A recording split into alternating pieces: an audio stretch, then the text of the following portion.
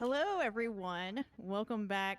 Next up is going to be Devil May Cry 5, run by Scruffington. So take it away, Scruffington.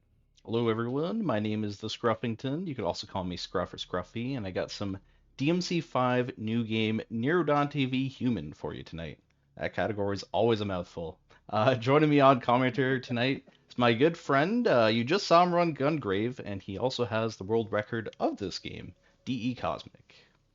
Well, hey there. It's All me right. again. Yep, you're back. All right. So before we start the run, did EX Costumes win the bid war? It did. Okay, perfect. Yeah, you get to see the white Nero cape, my favorite. So good choice. So I'm gonna count down from three, and on Devil May Cry, we'll start the run. So three, two, one, Devil May Cry. So to start off the run, I'll just talk a little bit about the lore and the story, just in case you've never seen this game before or don't really know the context of the game. So DMC5 basically involves three characters, Nero, Dante, and V.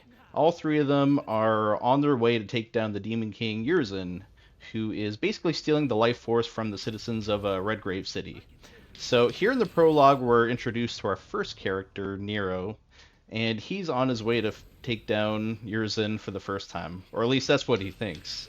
So I'll throw it over to Cosmic so he can explain just a little bit about Nero in terms of his skill sets and what he does in the run. Yeah, so Nero's first and foremost, Nero's sword is called the Red Queen, and it has a motorcycle engine installed in it. And you can rev this motorcycle engine manually using the left trigger or whatever you map it to. This is a mechanic called Exceed, and you can actually rev it automatically and gain an attack speed and attack power buff each time you swing the sword by sort of doing like a rhythm with the both the attack button and the Exceed button. He also has a gun called the Blue Rose, which is a double barrel magnum. This is not nearly as useful in the run, but it's got a couple of utilities. But Red Queen is really just like the big thing that we're going to be using for most of the run. Nero also got washed earlier by a hooded figure, and he now has only one arm. So those of you familiar with DMC4, where he had the demon arm, we're not going to be using that this run. He got it ripped off at the beginning of the game. Hmm. This is Urizen, by the way, and this is a force fail mission. So, well, I should say, let's clarify, because everybody always asks this. You can beat this mission, but we're not here to get the secret ending or anything. We're here to Hmm. play through the whole game and show you how great the whole game is. But so we're gonna force fail there, and then we're gonna be moving on into mission one. So mission one, we're going to be introduced to a mechanic called Devil Breakers. The first Devil Breaker that we're going to be introduced to. These are mechanical contraptions made by Nero's mechanic, Nico.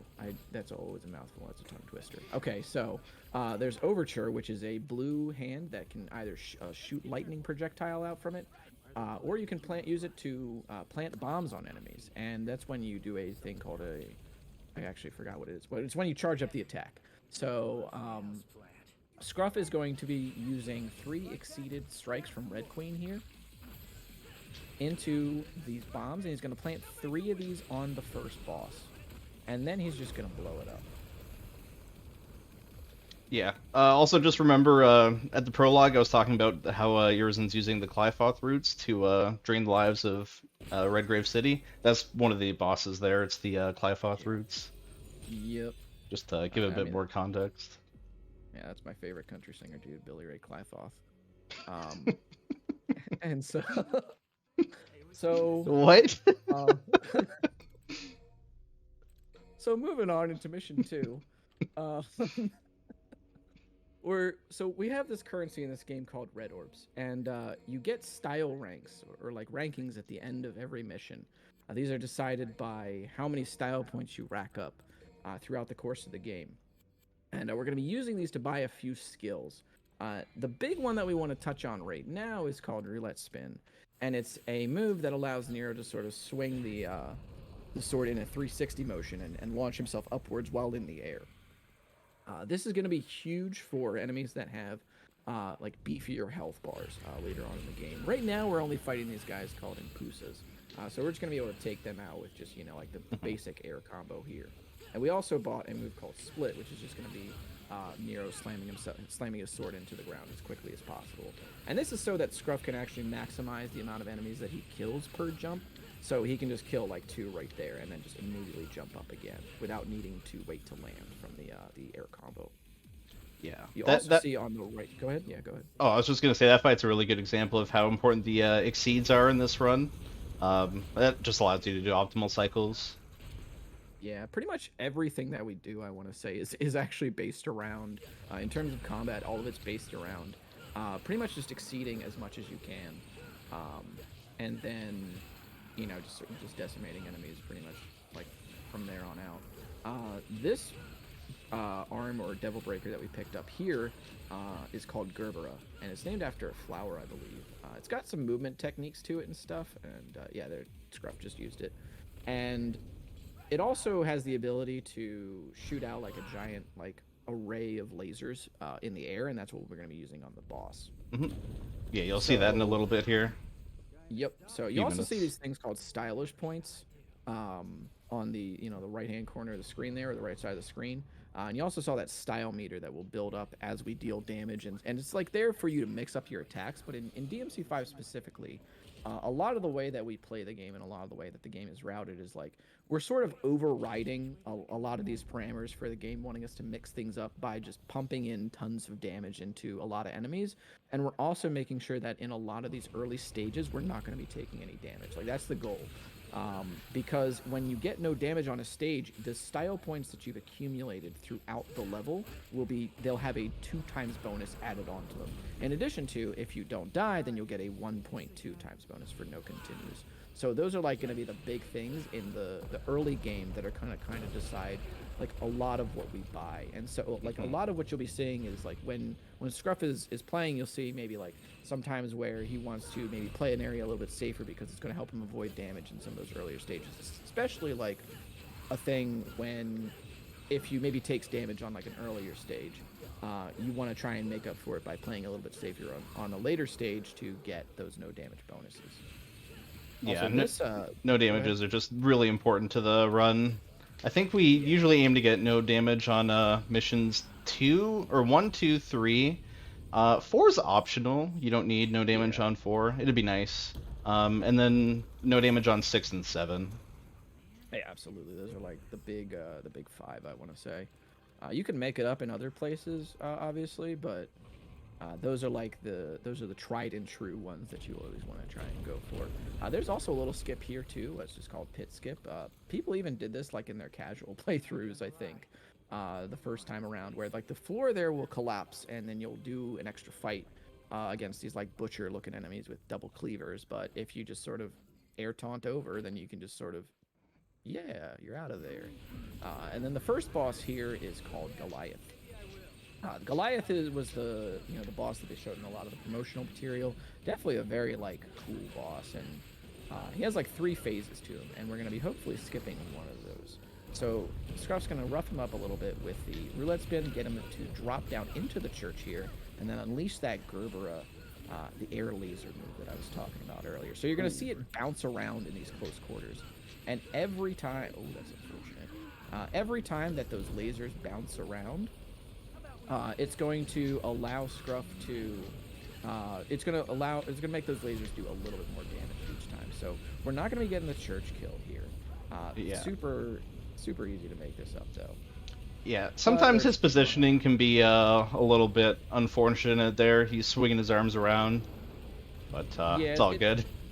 Yeah, it's one of those things where like when you're charging up for the next thing, like there's times where like you could swear that like he missed you, and then he just clips you, and then that's it.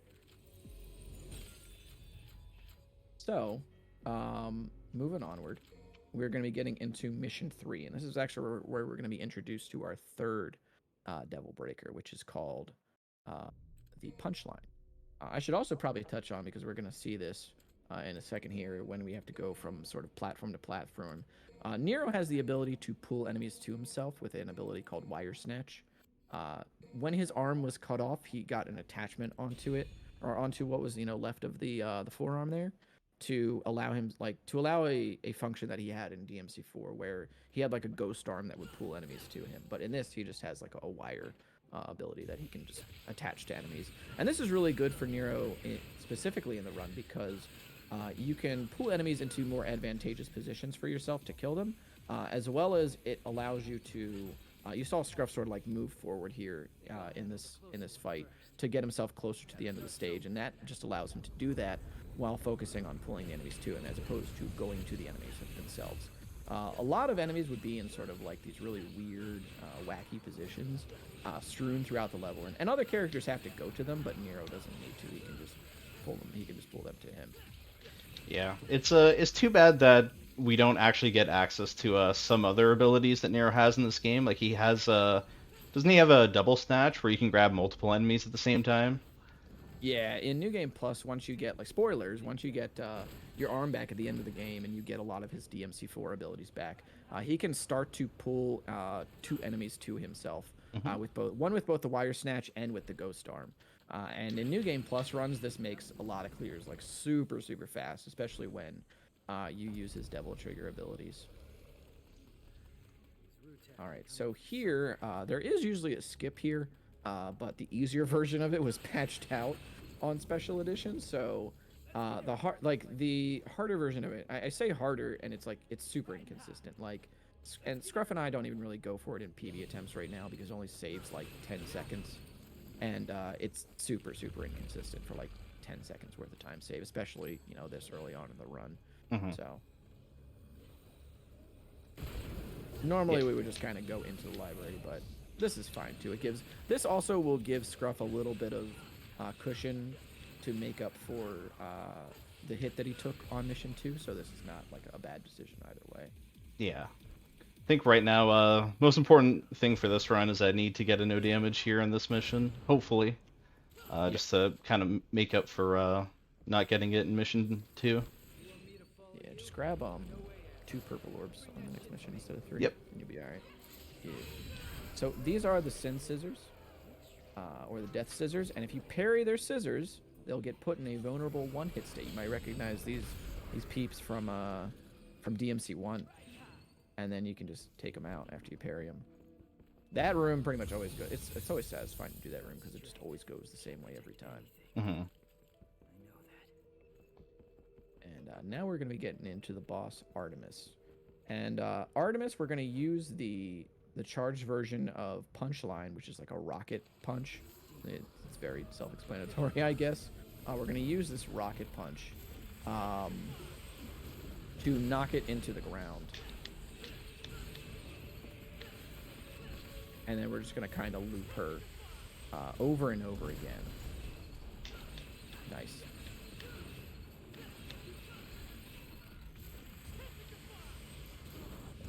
And then that should be the boss almost down here. There we go. Nice. Yeah, that fight can be a little finicky because if she turns at the start of that fight, as you're about to use your punchline on her, she'll fly away and then you can't do the cycle. But luckily that didn't happen here. Very nice. So I believe you wanted to give the lowdown on V? Yeah, so coming up here we have V. He's our second of the 3 protagonists here, and what's interesting about him is he can't do damage to enemies directly. Real quick, the EX costume. Oh yeah. But you have EX selected, or you have EX unlocked. So yeah, I got a retry mission for that. Oh, it won't let you select it from here? I think you have to do it from main menu or whatever. Oh, okay. If you go back in, I think, then you should be okay. Yeah. Yeah, this is how it works. Okay, cool. Yeah, so as V, what's interesting about him is he can't attack enemies directly. Instead, he relies on his 3 pets, which are Shadow, Griffin, and Nightmare. Shadow, he's a panther. Griffin is the bird, and Nightmare is this big blob thingy. Basically, you use the pets to do enough damage to enemies to where they can be executed, and then V will finish them off. I don't actually remember the lore reason for that, but yeah, it's a pretty interesting mechanic. Yeah, so the reason that they gave initially, I think during some of the press releases, was that demons can't kill other demons, and I think Griffin even says this too. But this is more of like a plot device to sort of hide, like what happens later on in the game, which is that um, these weapons are like these creatures are like V's nightmares essentially, and a nightmare can't kill a demon, so you have to use V to finish them off. They're basically just like V's memories of Shadow Griffin and Nightmare.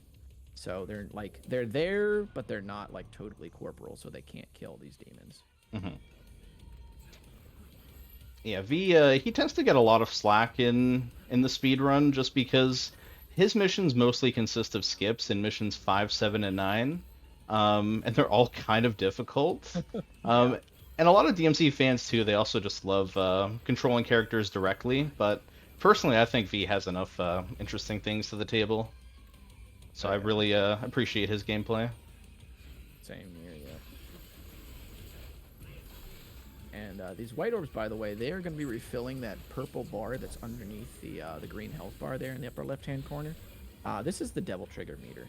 And for V specifically, that is going to allow Scruff to power up the pets and make them do like more damage, and they'll also get like a free attack out of it. And then for Griffin specifically, it's going to allow him to shoot those lightning pillars out like all the time, as opposed to having to buy a skill that will, requires you to charge Griffin up in order to do it. So having that powered up state on the pets is really useful. It also allows us to summon Nightmare, but you'll see him a little bit later. He's like a golem.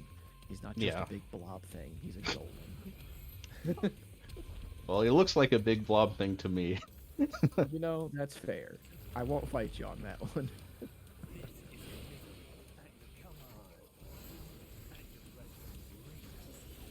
So this encounter can be a little bit annoying, just because the geometry of this area, like the umbrella and the little green fences, you can kind of get caught on that as you're trying to execute enemies. So I usually have to just try and maneuver my way around the terrain here. Oh no. That guy just swung. A lot of enemies like tend to group up like very close together too in his last two fights as well, and it's just like you don't have one of V's like key moves during this run because it just costs so much, which is Royal Fork, where he like launches into the air and just finishes everything in an area or stuns anything that's not about to be finished. Mm-hmm. So enemies just kind of get free reign when you're executing other enemies. So this is Nidhogg at the base of the Clifoth. This is basically this game's Cerberus fight.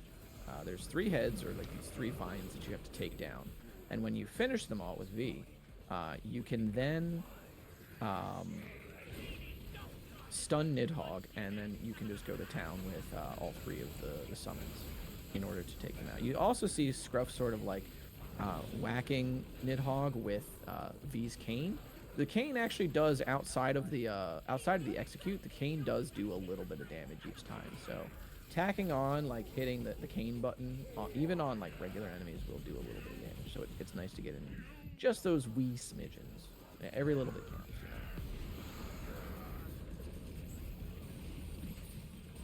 Got the meteor twice in a row. I am just jealous. It's like perfect nightmare summons. Yeah, Nightmare's actually cooperating. This boss can be entirely decided by Nightmare's will. If he wants to cooperate, then you'll save a lot of time. He's pretty good here. Absolutely. Oh, and you got the fast kill animation. I'm jealous. Dang. Yeah, that usually doesn't happen either. Yeah, it's a rarity.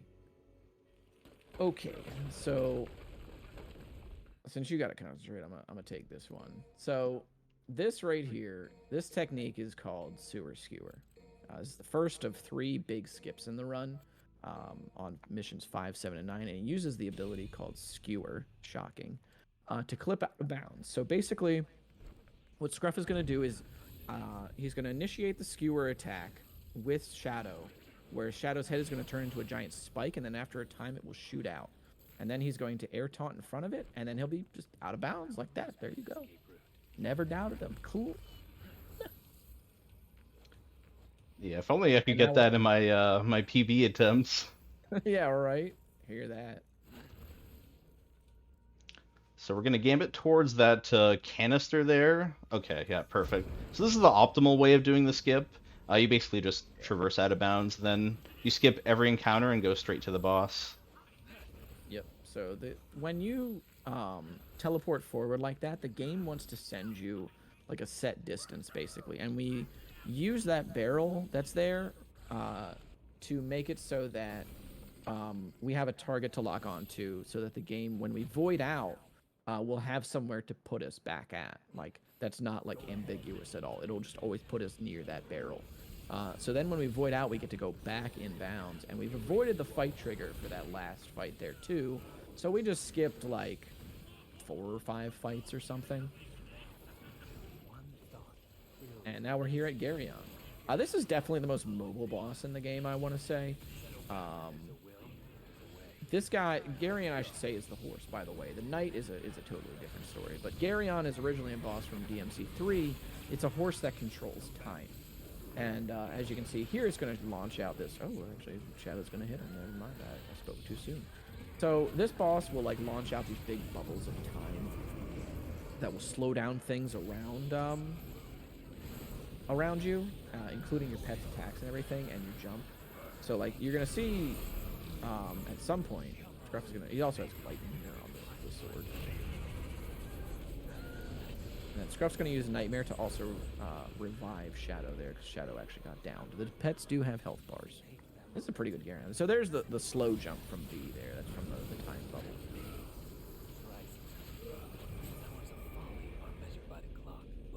And that's And Garyon. But of wisdom, no clock can die. No clock can die. Can die. So the actual line there is V says, the hour of folly is measured by the clock, but of wisdom no clock can measure. Die. But since we play on Turbo, all the animations are sped up by 20% on Special Edition. So V's line gets cut off early, and he says, but of wisdom no clock can die. It's a good little meme. It's excellent. Yeah, it's something unique to Special Edition here, because with Special Edition came a whole bunch of improvements to the game. Automatic cutscene transitions, turbo mode, and in general, just the performance is much better. Oh yeah, absolutely. So this is the load screens on this, yeah. Yeah, this is Definitely basically got just the full definitive way to run the game. Absolutely. All the DLC arms for free too. You know, Yeah. that's always cool. So we're gonna do a little menuing here. We're gonna set up a bunch of magazines for Nero. So these are gonna be like, you know, loadouts of arms that we're gonna be using in different levels and stuff. And that's gonna come into play a little bit later. But first, we're gonna fight, you know, a little Shadow of the Colossus style boss fight for an enemy called Gilgamesh. And Gilgamesh, we're just gonna plant these 3 bombs from Overture on him, and then shoot him. And then we just kind of want to make sure. You can actually plant 4. Interesting. Yeah, I accidentally used that one. I 5. mean, fair enough, yeah. And then we just kind of want to make sure that we stay on its back as much as possible.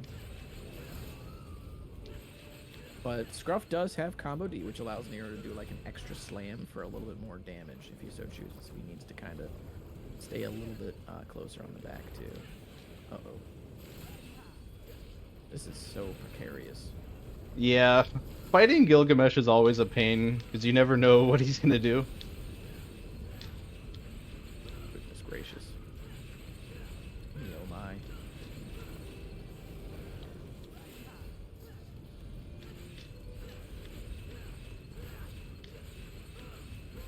Alright, we got the no damage. That was a little bit slower than it's supposed to be, because I used my Overture, but it's all good. It's all good. All right, so we got the no damage there. So that's going to be a lot of extra money there. And now we're going to be going back to V. So funny story about this level. We used to, like when the game launched, we were using V on this level to go through it. And then at some point, we switched over to using Nero, because Nero completed this mission pretty dang fast. And then when the V skips got discovered, we went back to using V because using V like saves like a minute here or something. You can actually just go out of bounds and again skip every fight that you would otherwise have to do and just go straight to the boss.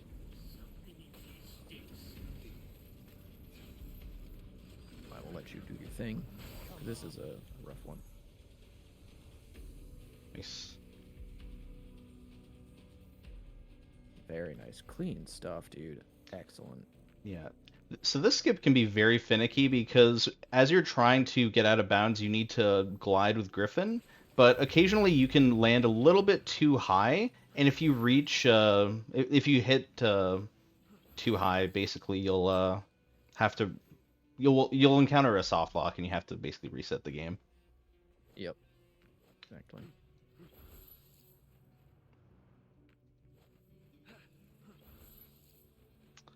Right. So here, Very yeah, nice. we're mostly just traversing out of bounds here. Yeah. And this is a little like rough. You have to like jump up the like sort of the out of bounds that's like there, or like the bounds that's like right on the edge of this escalator. And then you can actually like get up to the area and then do a checkpoint back in. All right. Yeah, Nice. so now we just run against this wall and we see the saving text in the bottom right, and that means we can reset the checkpoint and we'll pop right back in bounds. And we skipped basically the whole level. Yep. And worth noting that that does get rid of the no continue bonus for this level, but even with that gone, it's totally worth it to do this skip. Saves like just a minute flat, and we can make up for the like the orb route in like the mid to late game gets very lenient, so nothing too crazy. And right here we just see the Angelo exploit. So the Angelo exploit is where you can parry the Angelos when they're in that formation. These dudes with the swords and shields and stuff, and they will go automatically into an instant kill state. And then you can just sort of chain instant kills, and now that whole boss is just gone.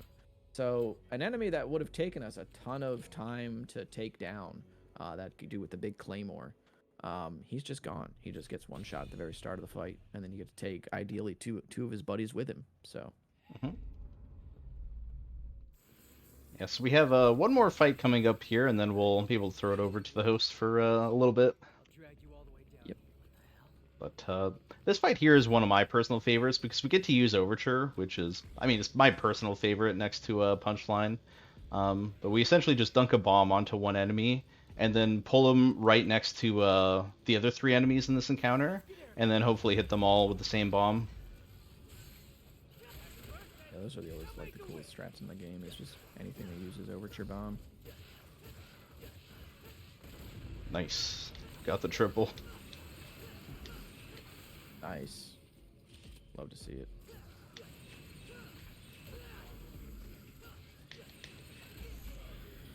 And then he's going to also use the lightning hand there into the breakaway. And now we're going to be riding an elevator, so if there's any donations or anything else that needs to be talked about, now is a great time for it. Awesome. We do have a couple of donations here. We have a $15 donation from Carter that says, "This is the run." We also have a anonymous $25 donation, no comment, but thank you so much for that generous donation. And a $10 donation from Carnate that says, "Franker Z."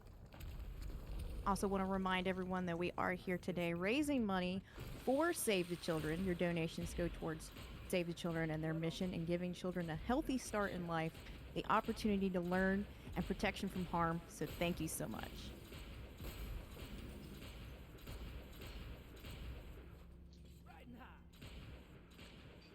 Alrighty. So this is a skip right here. Nothing happens here because you just jump right over this fight. Again, this is sort of something that you can kind of do in your casual playthrough pretty easily. And yeah, you just don't have to. There's a thing that you can fall down there and then you have to do another fight, but we just don't do it. The funniest skips in this game to me are like the ones where it happens and nothing happens. It's like yeah, nothing happens, so it worked. Yeah, you'll see another example of that when we get to Dante in Mission 10. It's kind of a weird way that skips work in this game. Yeah, it's interesting. So then we're gonna shoot that little Gerbera laser fest there. We're gonna take out these guys that are like ice mages, and then we just kind of move on. Like I said, the lasers bounce everywhere on that Gerbera attack, and they just deal more damage as they sort of like bounce around, and you just get and especially in like closed rooms like that, you just get tons of free damage on enemies. It's a Yeah. little bit there's like a little bit like a randomized pattern to it, but um generally speaking, the outcome's Mhm. pretty much the same.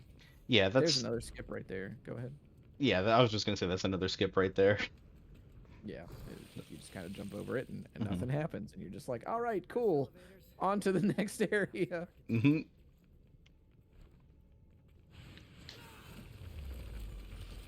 And punchline here is actually going to be super useful. They were very kind to give us a punchline for this fight, because not only does it sort of like stun lock pretty much any enemy, but the enemies that are going to spawn on the second wave here that look like giant like blueberries or whatever. No, these aren't the blueberries. These are the goats.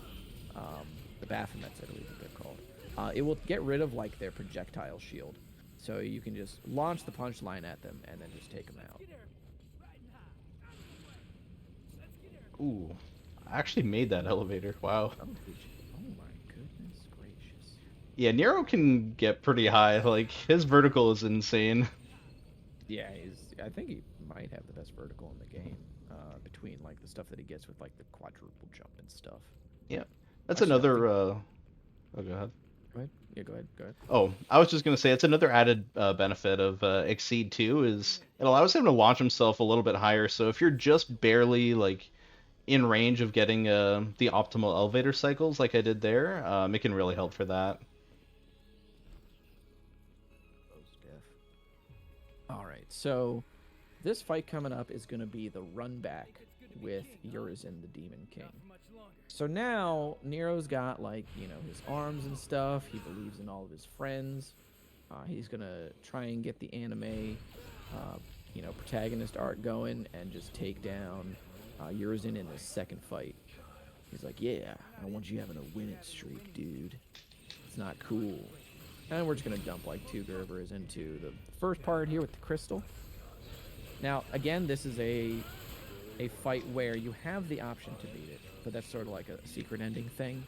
So once again, we're gonna deal a bunch of damage here to this crystal, because the more damage that we deal to the crystal on any fight with Urizen, with Nero, his attacks will deal more damage to us. And since we dealt so much damage to it, he's going to be able to 3-shot us, and that's going to save a bit more time than just standing there.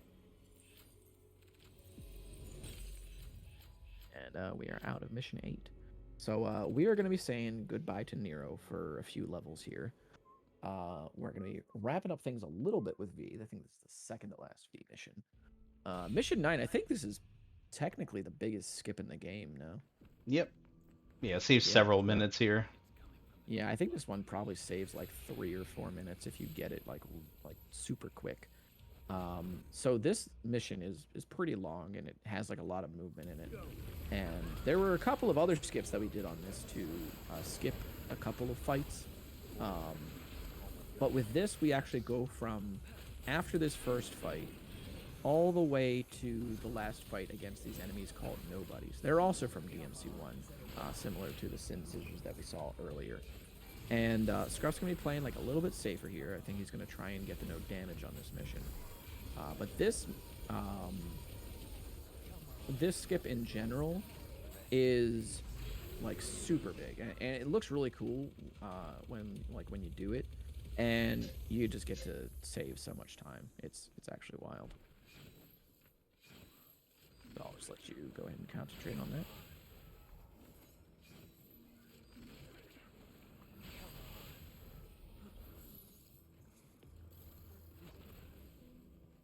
That might be good. I think Nope. that is Ah. unfortunate. So this Yep. is one of those things that I was talking about with Mission 5, where like the barrel that's there, it allows us to like lock on to something that the game will be able to more easily put us somewhere. And it's gonna like with this, the game still wants V to travel like a set distance on his teleports, but if we get stuck in a wall, the game doesn't want to like push us through a bunch of extra geometry to like travel more than the intended distance essentially. So it doesn't want to put us back in bounds. It's just V is caught in, you know, like between the bounds, so to speak, and he just is stuck floating in midair. And because of this, you just have to restart checkpoint and then just do this first fight again. This is still faster, by the way, than just doing the whole level. Yeah, I could probably afford to fail the skip like 3 or 4 times, and I would still save time over doing it traditionally. Yeah, something like that. Yeah, it's just a long level.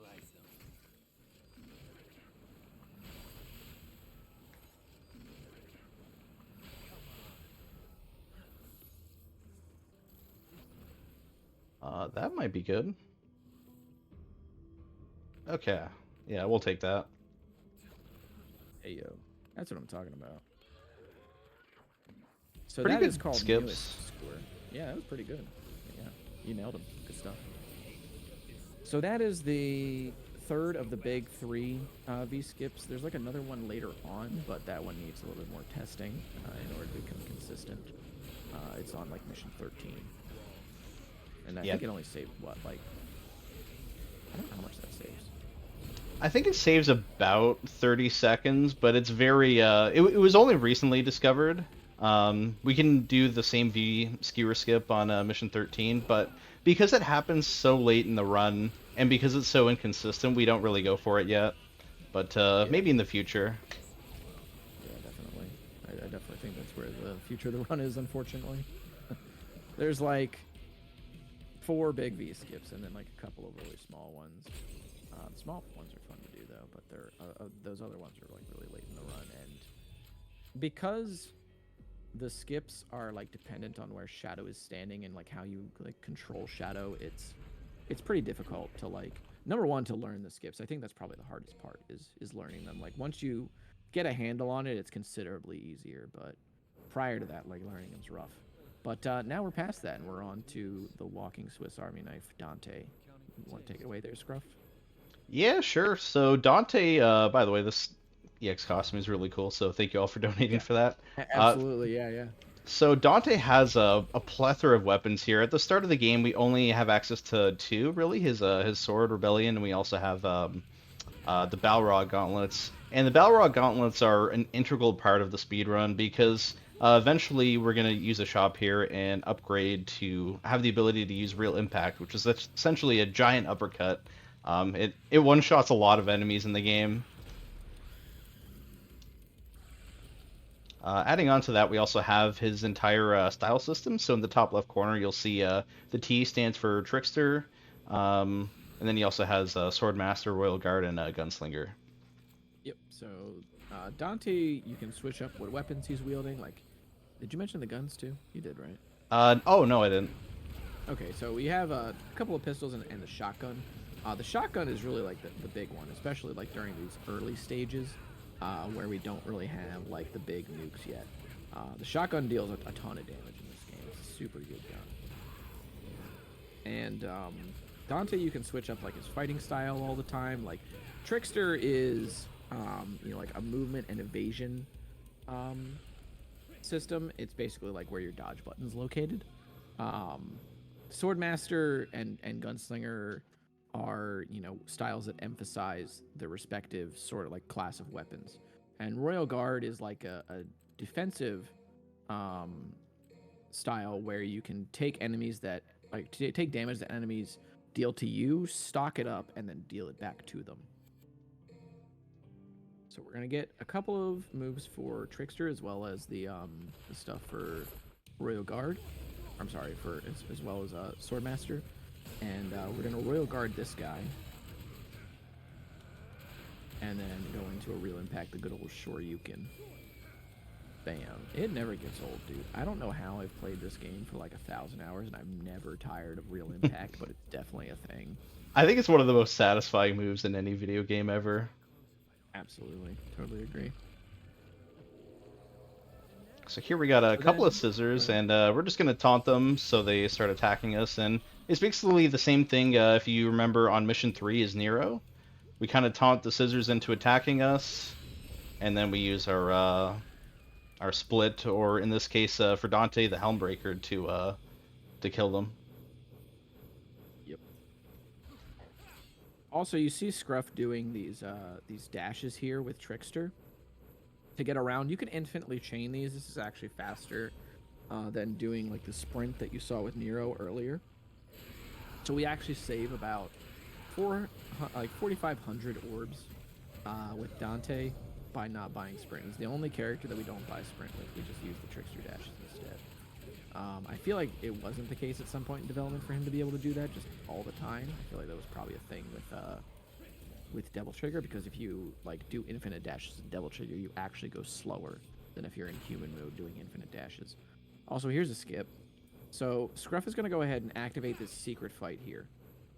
And then once the music starts playing there, he's going to dip on out and then go through this hallway here. And you're going to see the camera pan over, and it would normally indicate that a fight's starting. But because the encounter priority is on the secret fight that's back, behind us, it doesn't activate the main fight. So we just kind of get to walk on through, or dash on through, I should say. Another one of those, like Scruff said, the way some of the skips in this game work is very strange. But I'm glad that they work. So. Yeah, I just think this run has a nice balance of everything. It has a lot of gameplay optimization, but it does have those, classic speedrun skips. Yeah, I would say probably this game and DMC Reboot are like the most they have the most traditional style speedrun skips, like with the out of bounds and everything. But like this game has, 3 playable characters, a bunch of skips, a bunch of enemy variety, like a lot of strat variety too. In terms of like what you're doing, which is in part due to like the tools that you get throughout the course of the game, as well as like the 3 different characters that you're playing, the whole time.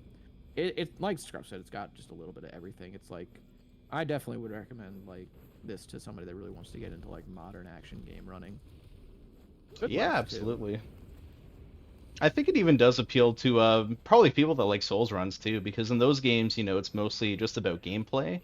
And I Yep. think us DMC fans, we appreciate that a lot too. Heck yeah. So these Angelos here, Scruff's gonna build some Devil Trigger, and Dante, I forgot to mention, by the way, has a Devil Trigger mode. His Devil Trigger gauge actually does have a mode attached to it, as opposed to V, which is just abilities. And the Devil Trigger mode allows Dante to, he has like armor on some of his moves, so he can like tank hits or whatever, and he deals more damage. Some of the move properties change, and he gets faster too. So just totally powered up and becomes a wrecking ball basically. And now we're gonna go to Urizen. So this is gonna be the Third, I think. third. Well, we don't fail this anymore, right? But we do. This is like the 3rd fight with Urizen. So we used to fail this on human, but then we figured out that it was actually faster to just sit in this guy's face and punch him, which is fine by me. Like I'm totally fine with doing 4 more real impacts during a run. Yeah. It's also nice to finally get one over on Urizen, He Yeah, bodies us for absolutely. most of the runs, so we got to get one dub. I think prior to us doing this, there was only like 2 out of the 5 times that we fight Urizen in the game where we actually win, and it's just like, come on, man. So now we actually win the majority of the fights during the course of the run, which is nice. So here I'm just going to get a couple of upgrades that I missed out on the run. So we're going to get Ignition 2, which it allows us to have, if you notice me punching enemies to build up those flames on Balrog, that ability is called Ignition, basically, and it powers up your moves. So Ignition 2 just makes that effect last a little bit longer. Also, the mode that gives us access to real impact. Yeah. If you do not have Ignition up, then you cannot do real impact. So now Dante last mission there actually happened around the time of the prologue. Now that we're on mission 11, we're like, warped a month in advance to when we were doing the missions with Nero and V, and V manages to wake Dante up using the power of the sword Sparta, which is Dante's father's sword, which is named after it. And now Dante's sword, like Dante's signature sword rebellion, is broken and everything, and yours is just totally, totally beats him down. So Scruff's gonna be going to town on enemies with his dad's sword. So pretty neat. It's pretty dope. I also like all of, like, the ruined architecture in a lot of these levels. It's super cool. Yeah, this game does actually have a pretty diverse architecture and buildings. A lot of people don't like, I guess, the setting of this game, and I kind of understand that. But I think for what it's worth, it does a pretty good job of making things feel fresh. Yeah, some of the color palette's a little gray and red at times, but we're still out here. Definitely, I think probably the best use of the RE engine thus far. Oh yeah. We'll see how RE4 remake handles it, but definitely overall very impressed with the way that this game uses the engine. So moving on into this fight, Scruff is going to get ignition from this enemy and then do a real impact. And it's going to want to try and time the ignition status here with the big Angelo spawning in. So he's going to take out this guy right here, and then he's going to get ignition off of the big Angelo, and then just get in a nice little real impact there. Do you got the dog in you? Oh, okay. I thought you were gonna royal release. Oh, I should have. That's what I'd be going for all the time. It's fun stuff. That's when you just let people know, like, yeah, I might have messed up, but I'm gonna make up for it right now. I might have lost like 10 seconds, but I won the war against myself. Speaking of royal release, we will be seeing that in this next boss here, which is probably, I think, both of our favorites in the run. Oh yeah, absolutely. This is Cavalier Angelo.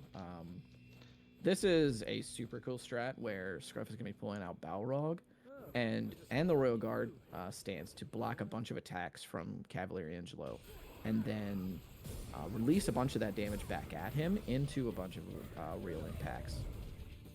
And it's just going to totally decimate the boss.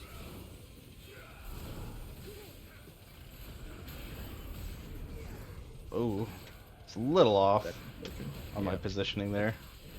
That's fine. We're not going to get the 1 phaser, but we will get like the 1.5 phaser.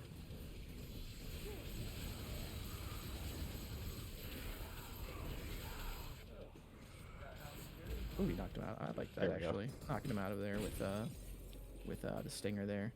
I'd love to see it.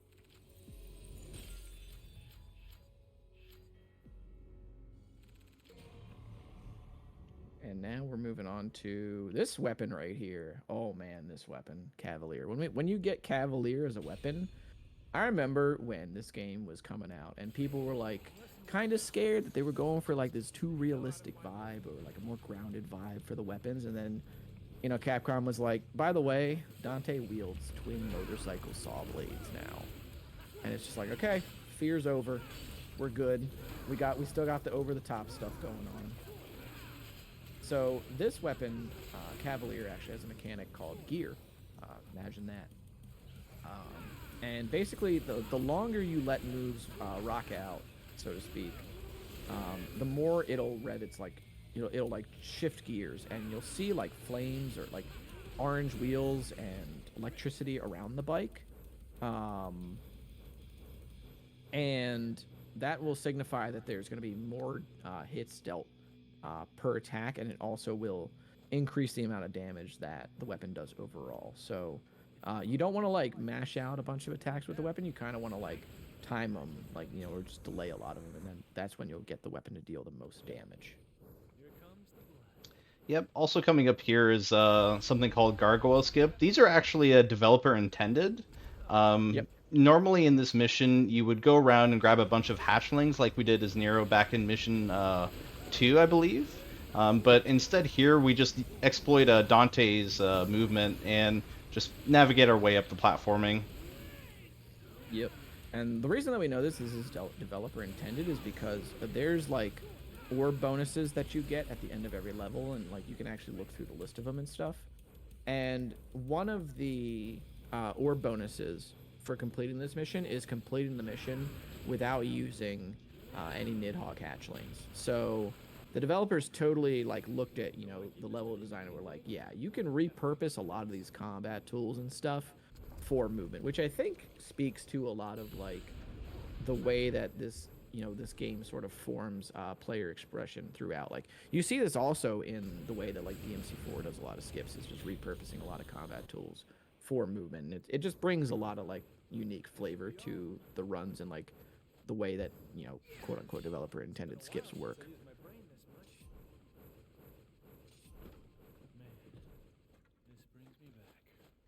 And so now Dante lets us know that it's been a while since he used his brain this much.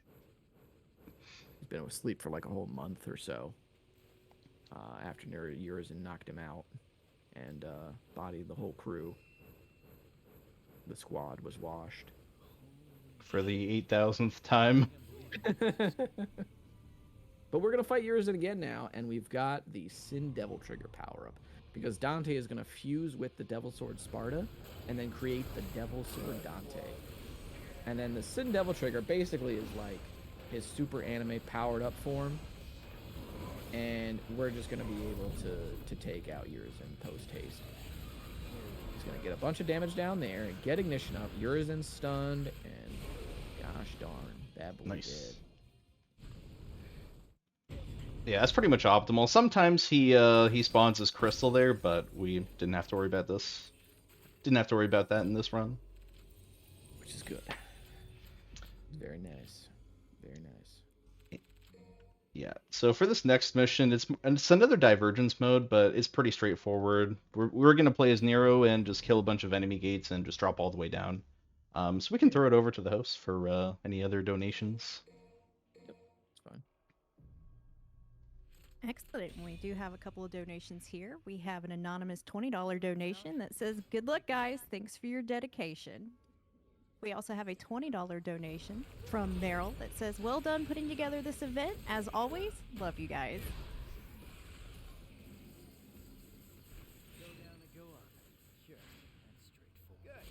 All right. So here, this is also probably like the best level in general for the game's cameo system, because it's one of the few levels where you can actually do just full-on co-op, and I think it's the only level in the entire game where you can have all three characters, you know, together fighting all these enemies.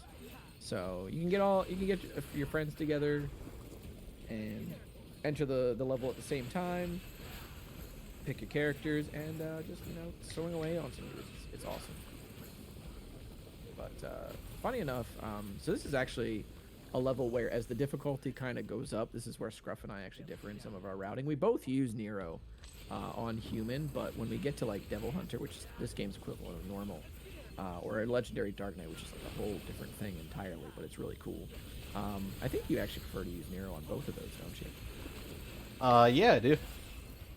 Yeah, and so Scruff uses Nero there, but I actually use Dante on Devil Hunter and Legendary Dark Knight, and like I think mostly Dante's like preference on Devil Hunter, but I think he just straight up does LDK like faster. But this is again like where player expression kind of comes in playing this game. Like Scruff is way more comfortable on Nero, and he likes what Nero brings to this level more. So he prefers to, like, you know, play this character throughout pretty much all the categories. So I mean, I get it. Yeah, the way another character, Virgil, who we won't be seeing in this run, at least not from the player side, but he has a really cool way of clearing this room too. He basically just one-shots all the enemy gates. Yep. With his super anime sword power up. Yeah. Dante does the same thing with the STT like Judgment thing, where he does like the whole Sparta DMC1 intro. Mm-hmm. All that fun stuff. I think Virgil's is technically cooler though because he does like the little sword sheath and stuff. Yeah, he does. And so now we're back to V for the last time. And this is the game's boss rush. And so this is kind of like, I feel like in some regards this should have been the character's first mission because this is really like what kind of teaches you the different tools that V has. Because V loses all of his summons after this little like cutscene that Scruff's gonna skip here. And so you have to pick one summon for each fight, and you'll add on to your arsenal with that. So this can really help you sort of like come to grips a little bit better with like each individual tool that Nero has. And we actually used to do this, the developer intended order, which was you would go to this middle area here and then fight Artemis with Griffin, but we actually fight her with Shadow now because Shadow's skewer, as you're going to see in a moment here, just does tons and tons of damage to Artemis. Griffin is definitely the safer choice, but Shadow just does super, like 3 skewers and she's just toast, dude. She is just done ski. We are having barbecue chicken tonight. Yeah, so Shadow Skewer not only useful for skips, but also for 3-shotting bosses. Yeah, so worth noting that like even if you did like a no major glitches run of this game, you would still buy Skewer because it's probably like one of V's best. It definitely is one of V's best damage tools, just in general.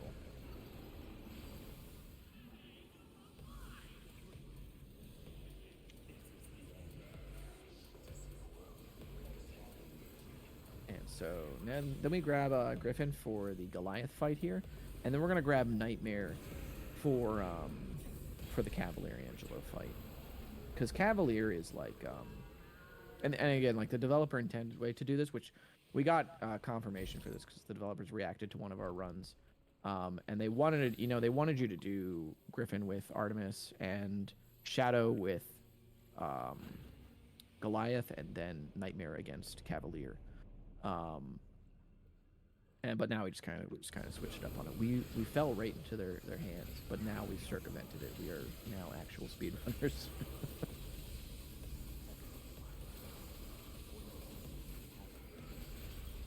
That dude, his health just drops so hard during this first phase. Sometimes it's wild. Yeah, it's possible to kill him before he does this like teleporting stuff. But it's pretty rare. I think you have to damage him just enough without breaking his shield or something. It's really difficult to do that. Yeah, absolutely.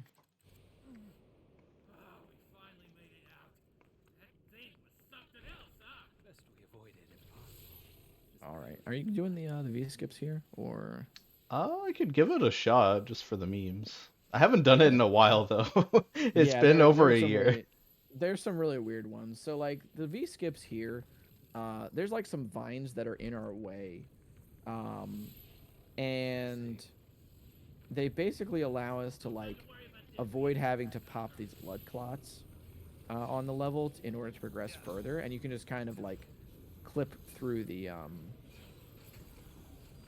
vines here. So let's see if you can actually get it. Almost. I felt like that should have gone through. There we go. It's one. There we go. Yeah, we got to do this twice. Yeah, this is the tough one.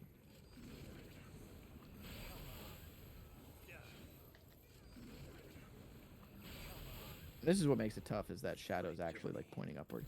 Yo, good stuff, dude. Nice. Sick. Okay, so yeah, so he just saved a little bit of time there by just clipping right through those vines. So y'all got to see the a Speed Souls exclusive of the Mission 14 V skips. Yeah, usually we don't even bother going for them because they save such a little time, but you know what? For the fans. Might as well. For the viewers. So here, I'm just going to go pick up a couple of Buster Arms here, just because I accidentally broke one earlier. So I want to make sure I have the proper magazine for this mission. Yeah, this is a super important mission to have like a good magazine for. So the Buster Arm basically was crafted by Nico to replicate Nero's Devilbringer from DMC4, and so this allows you to grab enemies and perform like finishers and stuff and grabs and everything.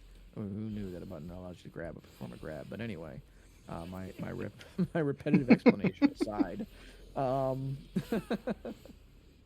it's basically like a QTE that you can kind of like opt into. This I forgot what my point was. Anyway,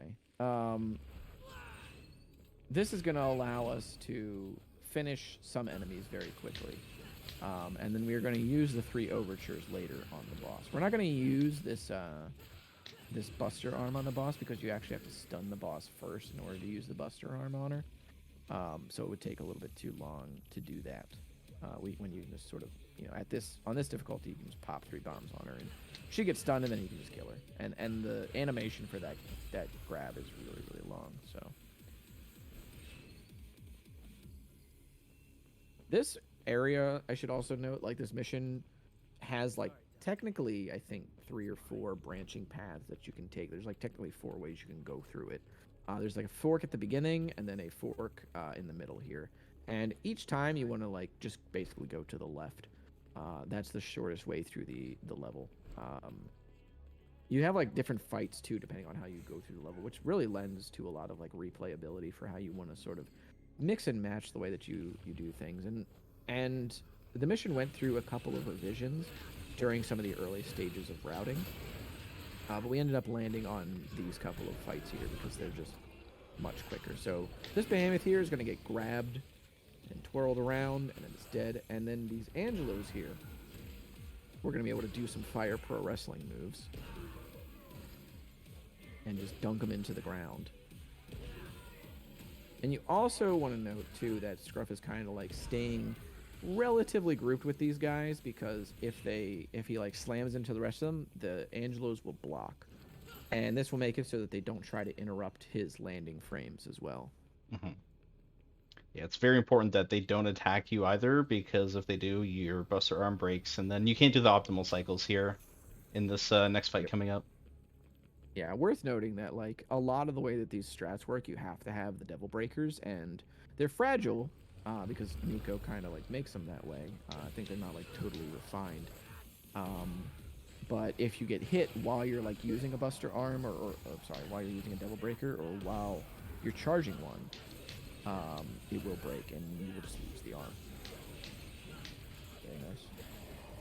Cool. This is also one of those things that just never gets old. Like in this game, is just dunking these dudes into the ground. Bam.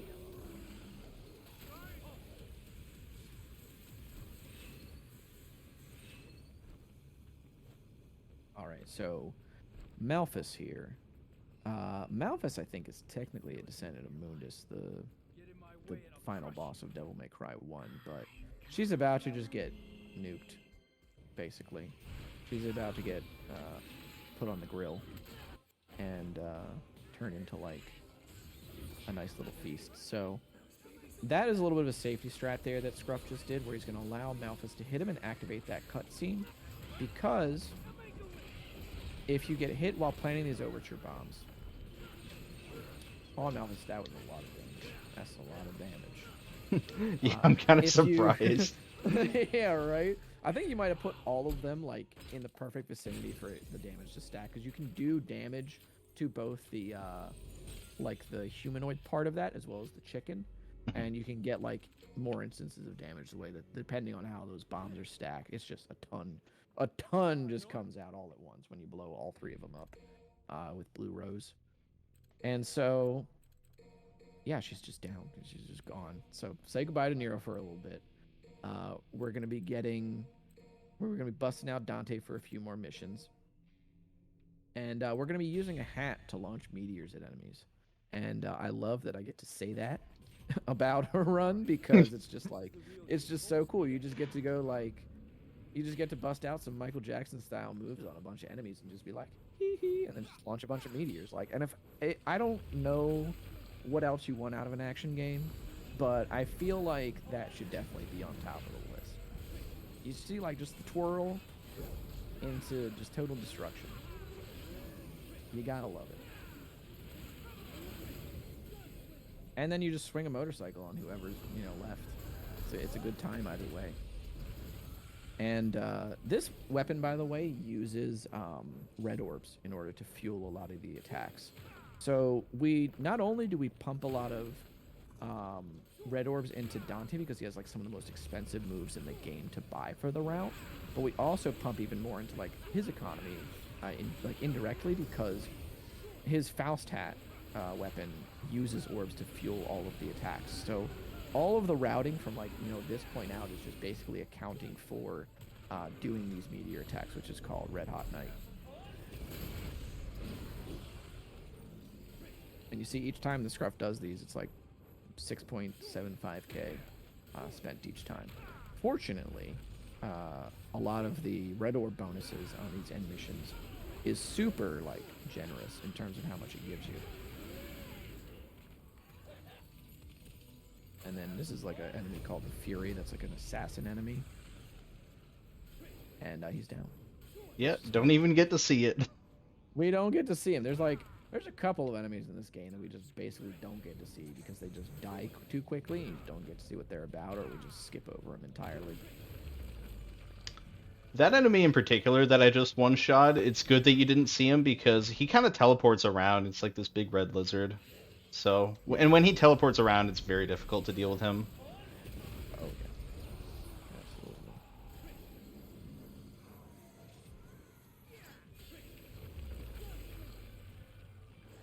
And here's the last room before the boss, which is Cerberus. And I said earlier that Nidhogg was this game's Cerberus, and I meant specifically DMC3 Cerberus, which is a wall boss. I should have probably clarified that. This Cerberus that we're going to be fighting against moves all around the arena and everything. Has 3 different elements for its heads, which are fire, thunder, and ice. And what Scruff is going to be doing is stacking up the Sin Devil trigger and using ignition here afterwards, after dealing a bunch of damage and stunning the boss with Sin Devil trigger. He's going to be using real impact to deal a bunch of damage to all of the heads and hopefully take the boss out entirely.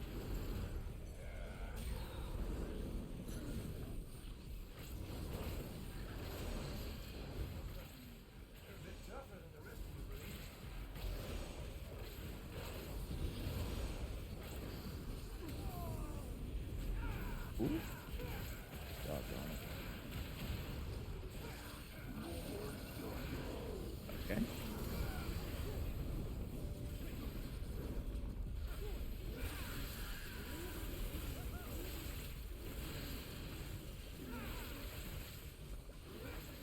Oh, good. Nice. Into the stun. And down. Consider the dog petted. We did pet the dog, kind of, with our motorcycle. We have petting the dog with a motorcycle. Goodness gracious. Okay, freezing. All right, so that weapon there, King Cerberus. Unfortunately, we don't really get to use it throughout the run. It's probably one of the coolest weapons in the game. I think definitely the best designed. But now we're going to be fighting Urizen Wireless, which is Urizen without all the tentacles on him. And we're going to be forcing him through a bunch of these phases, so he's basically just not going to get to attack. Real Impact does so much damage to him on both easy and normal that you just basically get to force him to do this big thunderclap, which when you have Sin Devil or when you have Devil Trigger on, you just don't need to worry about anything else. And then he just goes down.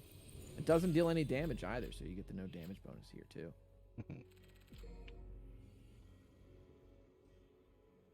And now, in a shocking turn of events, Urizen is actually Dante's brother Virgil all along, and V was also Dante's brother Virgil.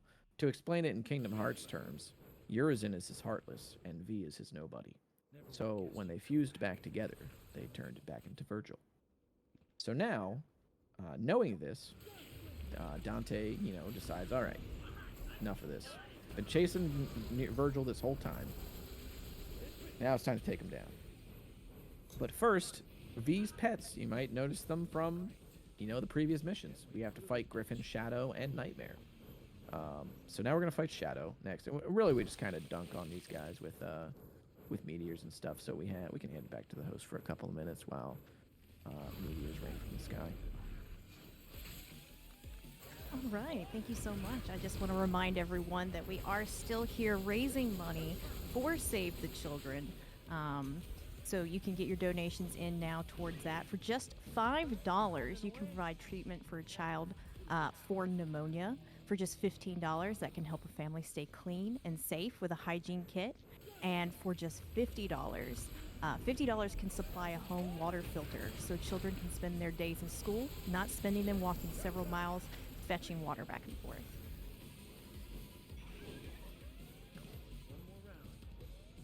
All right, so now we are on to Nightmare. And Nightmare has a phase where he'll try to disappear. And there's a minute or so where you just can't deal any damage to him. So we're going to try and push past that, using the damage that we have from Devil Trigger and from Cavalier, and just taking him down. Dr. Faustat, by the way, does not deal enough damage to this guy at the current level that we have, to be worthwhile. But, no, nothing doing. Here we go. He's down. And, last couple of missions. So now we have to do 2 fights against Virgil on missions 19 and 20. Mm-hmm. To sort of bring it all home. Do you have any mantras you want to say for the RNG here or anything, Scruff? Praise Franker Z. We're gonna need some luck here. Yep. So Scruff has to charge a level 3 meteor against Virgil in order to just one-shot him. Oh, unfortunate. I won't lose to the likes of you, little brother.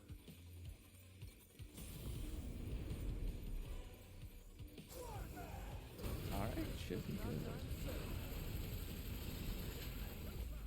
Yes, sir. Yes, sir. Alright, and I'll just let you take it over for the rest of the run, dude. Yep. So next up, it's a 1v1 Nero against his dad, Virgil. So time will be up on the last hit. Also, that strat with Faustat, by the way, works even on the hardest difficulty.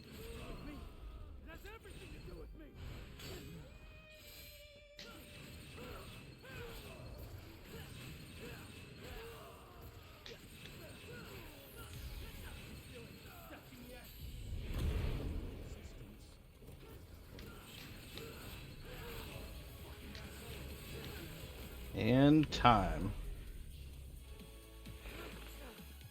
Nice run, dude. GG's. Yeah, so that last fight is pretty canned. As long as you do the same inputs, you can kill him like that every time. But yeah, that's gonna do it for me. This is Devil May Cry 5, new game Nero Dante v Human. Before I head out, I just want to say a few thank yous. First, thanks to Speed Souls, all the hosts, organizers. You're all awesome. This is a really great event. I want to thank you, the viewers, of course, who this wouldn't be possible without. Also want to thank my good friend D Cosmic here for not only motivating me to run this game, but also just being a generally great dude. And lastly, I want to remind everyone, please donate to Save the Children if you're able to. It's a really great cause. And yeah, that's about it for me. Cosmic, you have anything else to say? No, I think you put it pretty well. All right, So, that's it for us. Thanks, everyone.